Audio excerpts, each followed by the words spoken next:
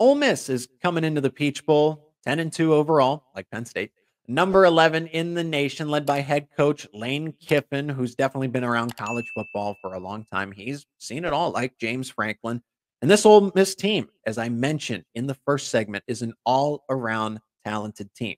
Now, these are just some early impressions, what you need to know about the Rebels, what stand out about them as they go up against the Nittany Lions. But so much can change in a matter of 4 weeks, right? If you're watching the show, recording it on Sunday, December 3rd, if you listen to it on the 4th, so much can change in a matter of time between the 30th here. But here's what you need to know about Ole Miss. Of course, offensive team. And that's what I wanted to see. I didn't want to see another defensive juggernaut against Penn State. I want to see a team that can actually challenge the best run defense in the nation and a top 25 pass defense. Well, if they're going to challenge the number one rush defense, it starts and ends with Quinshon Judkins. And Judkins was one of the mainstays in the All-America conversations in the preseason this year. Now, he wasn't fantastic. He was great as a true freshman, but this season took a little bit of a step back, but still, 1,000-yard rusher, 15 rushing touchdowns. The running game begins and ends with Quinshon Judkins. That is the name you need to know if you're looking at anybody on this roster for Ole Miss and who Lane Kiffin's going to give the football to, especially on offense. It is Quinshon Judkins. The run game is average overall in terms of yards per carry. They're middle of the pack, top 50, but Quinshon Judkins is a star player. They have star power on offense. When healthy, normally you start with the quarterback, but it's hard to pass up Judkins here in this conversation. Now we'll go to Jaxson Dart, USC transfer. He lit it up when he was a first-year player coming in for the Trojans and everything. Ultimately transferred, landed at Ole Miss, and battled a few injuries here and there. Banged up in the Egg Bowl, ended up leaving the game against Georgia, but when healthy, Jaxson Dart is the starting quarterback.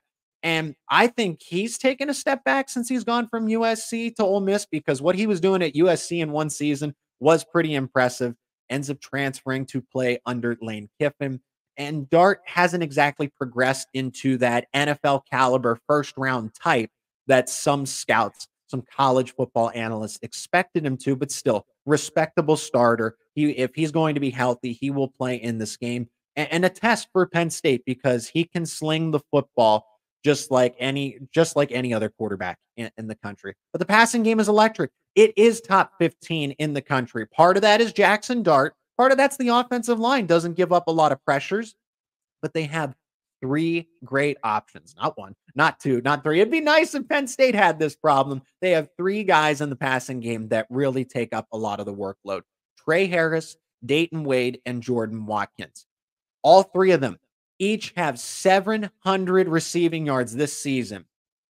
It's not hyper-focused to one player. Kind of like it is in the running game with Judkins, but any of these guys can step up at any given moment.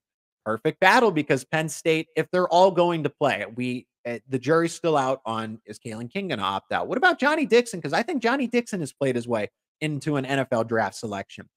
If it's these 3 guys and Trey Harris, Dayton Wade, and Jordan Watkins, and what if any of them opt out? But let's say perfect world, ideal matchup, right?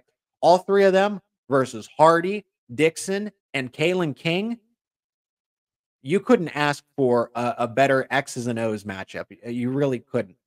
Harris does lead the team, and at least these 3 receivers, with 8 receiving touchdowns.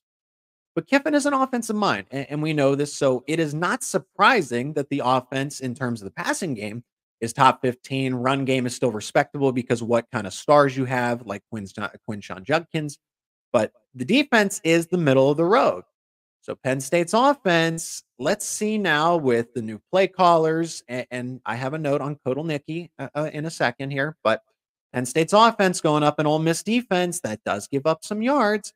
But they did play good competition in the SEC, so I will give them that. And Penn State's offense has been mediocre, okay? The offense did not look good. I know they look good against Michigan State, but Michigan State was one of the worst offenses. The defense was able to capitalize on that, give the offense short fields, and Michigan State couldn't do anything to stop them overall in the game. That they packed it up. Their season was finished a long time ago.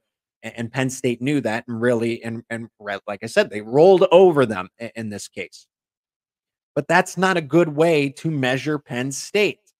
Like I said, this is a nice test to see where the team is, but what about the offense now? Because J1 Sider and Ty Howell are still going to be handling play calling duties. Andy Kolonicky is not going to be calling games or calling plays in this game. He's mostly going to be an analyst in this case. So Penn State strategically hired him as quickly as possible because they want him to see how things go in terms of game preparation. So there's not that disconnect. He's going to be there as a spectator. He'll coach a little, not actively coach in the game, but as the, be, like I said, be an analyst, be a person that people can go to for knowledge, explanations, questions, but he's not going to be actively coaching. He's not calling plays. I just want to put that out there for everybody. Andy Kolonicky is simply there to watch before he actually takes over as the offensive coordinator. Not coaching in this game. He's not calling plays, just there to observe. So it's still J1 Sider and Ty Howell's going to be splitting play caller duties as the co-offensive coordinators in this game.